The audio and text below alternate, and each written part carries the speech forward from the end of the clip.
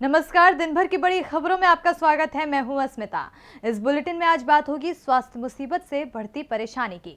बताएंगे कि बंगाल में चुनाव में आज क्या रही हलचल, असम में मतगणना को लेकर क्यों डरा है महागठबंधन, जानेंगे कि त्रिपुरा में अपने ही गढ़ में कैसे हार गई बीजेपी, और बुलेटिन के आखिर में बात आंशिक बंदी से आने वाली मुश्किल की। लेकिन तमाम बड़ी खबरों से पहले एक नजर सुर्खियों पर।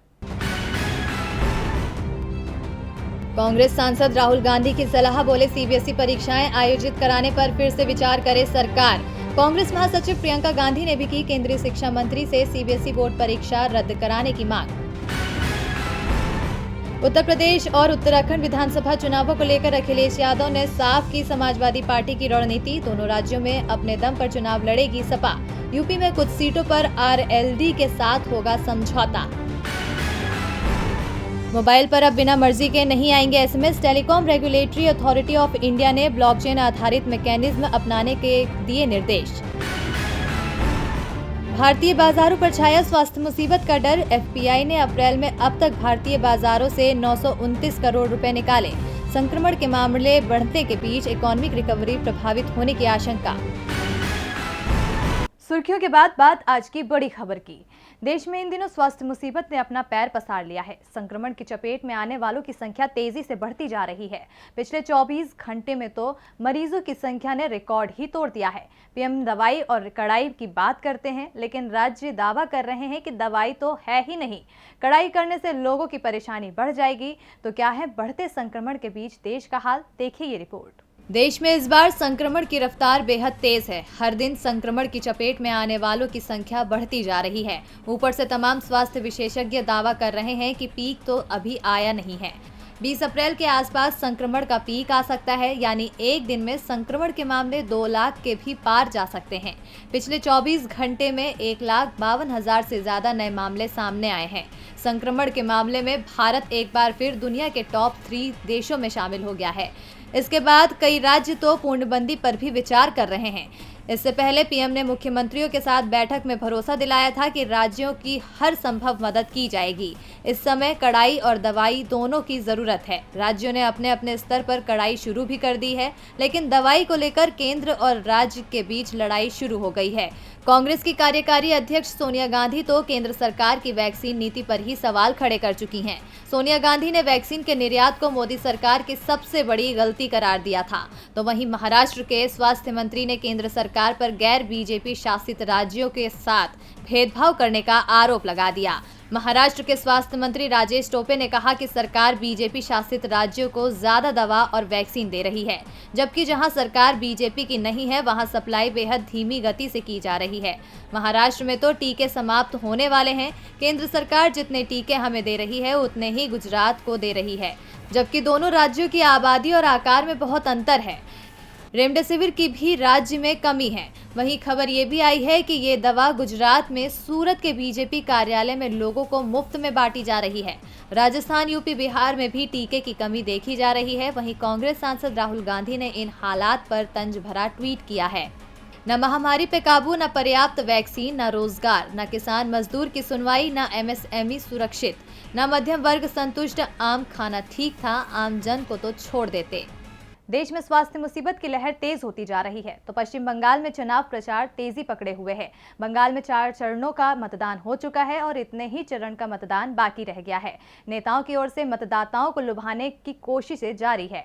आज बीजेपी की ओर से अमित शाह ने मोर्चा संभाला, तो टीएमसी की ओर से ममता बनर्जी ने ताकत दिखाई। देखिए ये रिपोर्ट। एक तरफ स्वास्थ्य मुसीबत है तो दूसरी ओर चुनाव, लेकिन राजनेताओं का फोकस इन दिनों सिर्फ चुनावी राज्यों की जनता को लुभाने में लगा है। पश्चिम बंगाल में अब तक 135 सीटों के लिए 4 चरणों का मतदान संपन्न हो चुका है और 5वें चरण का मतदान 17 अप्रैल को होना है। ऐसे में बीजेपी, टीएमसी और कांग्रेस वामदल गठबंधन की राज्य में ताबड़तोड़ रैलियां चल रही हैं। आज भी बीजेपी की ओर से केंद्रीय गृह मंत्री ने नादिया में रैली करते हुए टीएमसी को कूच विहार की घटना के लिए जिम्मेदार ठहराया। तो वहीं टीएमसी प्रमुख ममता बनर्जी भी जलपाईगुड़ी में थी, जहां उन्होंने बीजेपी पर जमकर निशाना साधा। अमित शाह ने अपनी रैली के दौरान टीएमसी को घेरते हुए कहा, ममता बनर्जी ने कुछ दिन पहले भाषण दिया था कि केंद्रीय बलों को घेर लो। कूच विहार की घटना उनके भाषण का ही नतीजा है।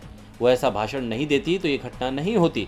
मैं पूछना चाहता हूँ, आपका भाषण उस घटना के लिए जिम्मेदार नहीं है क्या? आपने उनको उकसाया नहीं होता तो वो क्या ऐसी हिम्मत कर पाते? अपने इस भाषण के लिए ममता बनर्जी को बंगाल के लोगों से माफी मांगनी चाहिए। अब अमित शाह ममता बनर्जी से उनके भाषण के लिए माफी मांगने की बात कह रहे हैं, तो वहीं ममता बनर्जी भी बीजेपी को आंखें दिखा रही हैं। ममता बनर्जी ने अपने रोड शो में बीजेपी को घेरते हुए कहा कि बीजेपी जानती है कि वो 4 चरणों में मतदान में हार रही है, इसलिए अब वो ताकत का उपयोग कर रही है। हम इन ताकतों का जवाब मतपत्रों के रूप में देंगे। बीजेपी वोटरों को प्रभावित करने के लिए केंद्रीय बलों का इस्तेमाल कर रही है। चुनाव आयोग भी निष्पक्ष काम नहीं कर रहा है। उन्होंने मुझे कूच विहार जाने नहीं दिया। मैंने सिलीगुड़ी में बैठकर वीडियो कॉल पर जान गंवाने वाले लोगों के परिवार से बात की। अब चुनाव है तो आरोपों की गूंज तो होना लाजमी है, लेकिन इस सब के बाद नजर इस पर है कि अब जनता किस पर भरोसा जताती है और किसको जिम्मेदार ठहराती है। इसके लिए अब 2 मई को नतीजों का इंतजार है। पश्चिम बंगाल में टीएमसी और बीजेपी एक दूसरे को ताकत दिखाने और जनता को साधने की पुरजोर कोशिश करने में लगे हैं, जबकि असम में मुकाबला बीजेपी के नेतृत्व वाला एनडीए और कांग्रेस के नेतृत्व वाला महागठबंधन के बीच माना जा रहा है। लेकिन महागठबंधन को मतगणना की प्रक्रिया ने डरा रखा है। तो मतगणना को लेकर क्या है महागठबंधन की चुनाव आयोग से मांग, देखिए ये रिपोर्ट। अभी हाल ही में बिहार विधानसभा चुनाव के दौरान आरजेडी ने चुनाव आयोग की निष्पक्षता पर तमाम सवाल खड़े किए थे। आरजेडी का दावा था कि मतगणना पूरी होने के बाद भी चुनाव आयोग ने कई सीटों पर आरजेडी और उसके सहयोगी पार्टी के जीते उम्मीदवारों को विजेता घोषित नहीं किया और बाद में वहां एनडीए उम्मीदवारों को जिता दिया। वैसे चुनाव आयोग ने इस तरह के दावों को पूरी तरह से खारिज किया था, लेकिन आरजेडी के दावे ने असम में कांग्रेस को परेशान कर रखा है। सिर्फ कांग्रेस ही नहीं, कांग्रेस के सहयोगी भी परेशान है कि यदि आरजेडी के दावे में दम हुआ तो असम में भी जीती बाजी हार में बदलती देर नहीं लगेगी। इसलिए महागठबंधन में शामिल आंचलिक गढ़ मोर्चा यानी एजीएम ने चुनाव आयोग से राज्य में 2 मई को होने वाली मतगणना की पूरी वीडियोग्राफी कराए जाने की मांग की। एजीएम के अध्यक्ष और राज्यसभा सदस्य अजीत कुमार भुइया ने चुनाव आयोग को लिखे पत्र में कहा है कि आयोग को विधानसभा चुनाव की पूरी प्रक्रिया के दौरान राज्य की नौकरशाही पर निर्भर होना पड़ता है। इस बात की चिंता है कि कर्मचारियों के कुछ वर्ग सत्तारूढ़ बीजेपी के पक्ष में काम करते हुए मतगणना में हेरफेर कर सकता है। मतगणना को निष्पक्ष और पारदर्शी तरीके से कराने के लिए मैं चुनाव आयोग से पूरी मतगणना की प्रक्रिया की वीडियोग्राफी कराने की मांग करता हूं। असम में महागठबंधन को मतगणना को लेकर डर सताने लगा है, तो वहीं त्रिपुरा में बीजेपी को भी डर सताने लगा है, क्योंकि राज्य की सत्ता में आने के बाद पहली बार बीजेपी को त्रिपुरा में हार का सामना करना पड़ा है। त्रिपुरा आदिवासी क्षेत्र स्वायत्त जिला परिषद चुनाव में बीजेपी को जबरदस्त हार मिली है। तो किसने दी त्रिपुरा में बीजेपी को शिकस्त, देखिए रिपोर्ट।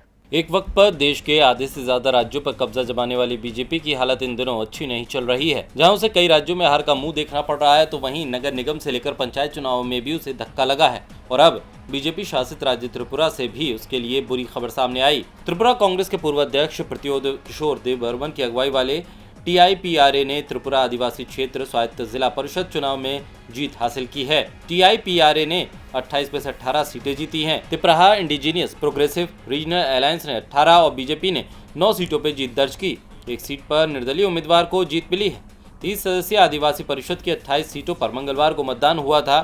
शेष 2 सीटों पर राज्यपाल राज्य सरकार की सलाह पर 2 सदस्यों को मनोनीत करते हैं। राज्य का 2/3 क्षेत्र टीटीए एडीसी शासन के तहत आता है। इसे आदिवासियों का क्षेत्र कहा जाता है। त्रिपुरा की 1/3 आबादी आदिवासी है, जिस पर अब टीआईपीआरए ने कब्जा जमाया है। इसी जीत के बाद देवबर्मन ने अपने समर्थकों से अपनी नव स्थापित पार्टी को चुनाव में बहुमत दिलाने का जश्न शांतिपूर्ण तरीके से मनाने का आग्रह किया। उन्होंने कहा कि हमें एकता बनाए रखनी है। मैं लोगों से आईपीएफटी, बीजेपी, सीपीएम और कांग्रेस समर्थकों के घरों पर वार करने से बचने की अपील करता हूं। वो भी हमारे ही लोग हैं, हमें उनसे नहीं लड़ना चाहिए। अगर हम एकता चाहते हैं तो शांति बनाए रखनी चाहिए। वो भी चुनाव के बाद हमारी पार्टी में शामिल हो जाएंगे। आपको बता दें कि देवबर्मन त्रिपुरा कांग्रेस के अध्यक्ष थे। आलाकमान से मतभेद का हवाला देकर सितंबर 2019 में उन्होंने पार्टी छोड़ दी थी, जिसके 1 महीने के बाद उन्होंने टीआईपीआरए की स्थापना की घोषणा की, जो शुरुआत में एक सामाजिक संगठन था, लेकिन 2020 में एक राजनीतिक दल बन गया था और अब इसी दल ने सत्तारूढ़ पार्टी का दम निकाल दिया, जो बीजेपी के लिए अच्छे संकेत नहीं है।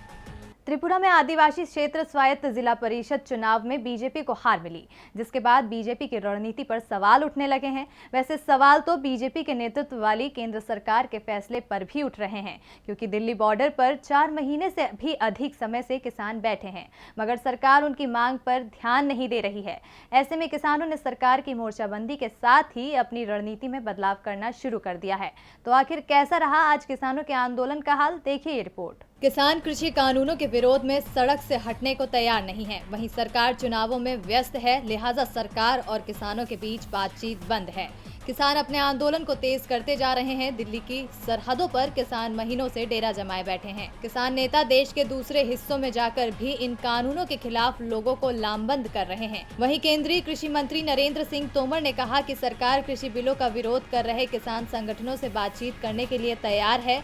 उन्होंने किसान संगठनों से अपना आंदोलन खत्म करने की अपील भी की। नरेंद्र सिंह तोमर ने कहा कि किसानों के मन में असंतोष नहीं है।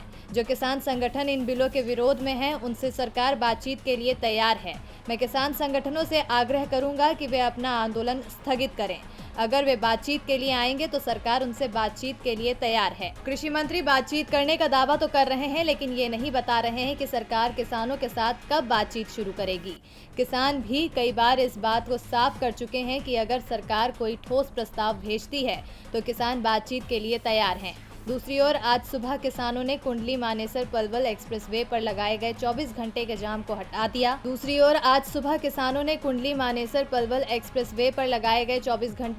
हटा दिया। ये जाम 10 अप्रैल की सुबह 8 बजे से शुरू हुआ था। किसानों ने 13 और 14 अप्रैल को भी कई आयोजन करने का फैसला किया है। 13 अप्रैल को खालसा पंथ की स्थापना हुई थी। वहीं 14 अप्रैल को किसान संगठन बाबा साहेब भीमराव अंबेडकर की जयंती भी मनाएंगे। कृषि बिल पर किसान अड़े हैं तो केंद्र की बीजेपी सरकार भी अड़ी है, जिस कारण कोई समझौता नहीं हो रहा है। समझौता राजस्थान बीजेपी के अंदर भी नहीं हो पा रहा है। यहां पार्टी वसुंधरा राजे सिंधिया और उनके विरोधियों के गुटों में बटी हुई है। फिलहाल वसुंधरा विरोधी गुट हावी दिख रहा है। सतीश पुनिया को वसुंधरा के विरोध के बावजूद राज्य बीजेपी का अध्यक्ष बनाया गया और अब बीजेपी की यह लड़ाई सिंधिया परिवार के बीच भी दीवार बनने लगी है। तो क्यों बीजेपी बनी सिंधिया परिवार की एकजुटता में दीवार? देखिए ये रिपोर्ट। राजस्थान बीजेपी में सब कुछ ठीक नहीं चल रहा है। राज्य की 3 विधानसभा सीटें सहाड़ा, सुजानगढ़ और राजसमंद में उपचुनाव हैं और पार्टी की राज्य में सबसे बड़ी स्टार प्रचारक वसुंधरा राजे सिंधिया प्रचार अभियान से दूरी बनाए हुए हैं। उनके प्रचार की योजना तो बनती है, लेकिन अंतिम समय पर रद्द कर दी जाती है। ये सब वसुंधरा की ओर से हो रहा है। शुरुआत में तो पार्टी वसुंधरा को स्टार प्रचारक भी बनाने को तैयार नहीं थी, लेकिन वसुंधरा की नाराजगी से होने वाले संभावित नुकसान को देखते हुए उन्हें स्टार प्रचारक का दर्जा दे दिया गया। लेकिन पार्टी का ये स्टार प्रचारक वोट मांगने नहीं निकल रहा है। वसुंधरा की नाराजगी नई नहीं है, बल्कि जिस दिन से बीजेपी ने सतीश पुनिया को राज्य बीजेपी का अध्यक्ष बनाया है, तभी से वसुंधरा पार्टी से नाराज चल रही हैं। वसुंधरा की नाराजगी को देखते हुए बीजेपी के लिए विधानसभा उपचुनाव में जीत हासिल करना बेहद मुश्किल दिख रहा है। इससे बचने के लिए अब पार्टी ने वसुंधरा के भतीजे और मध्य प्रदेश से बीजेपी सांसद ज्योतिरादित्य सिंधिया को मैदान में उतार दिया है। सहाड़ा सीट से बीजेपी उम्मीदवार रतनलाल जाट भी चाहते हैं कि यदि वसुंधरा राजे प्रचार को तैयार नहीं है तो ज्योतिरादित्य सिंधिया को ही भेज दिया जाए। और रतनलाल की बात पार्टी ने मानी और ज्योतिरादित्य सिंधिया उनके प्रचार के लिए सहाड़ा पहुंचे और रैली भी की।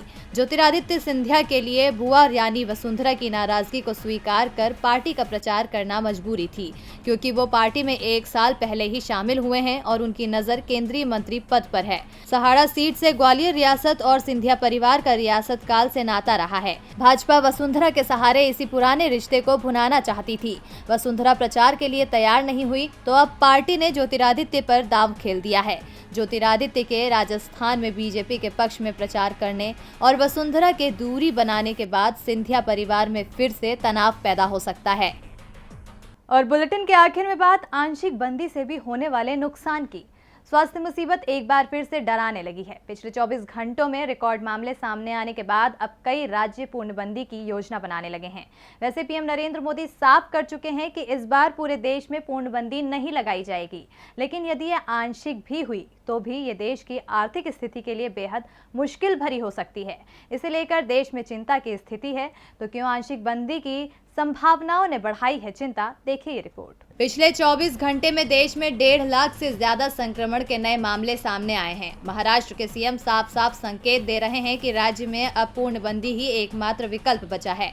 बिहार के डिप्टी सीएम तारकिशोर ने भी कहा कि जरूरत पड़ती है तो पूर्णबंदी पर विचार किया जाएगा।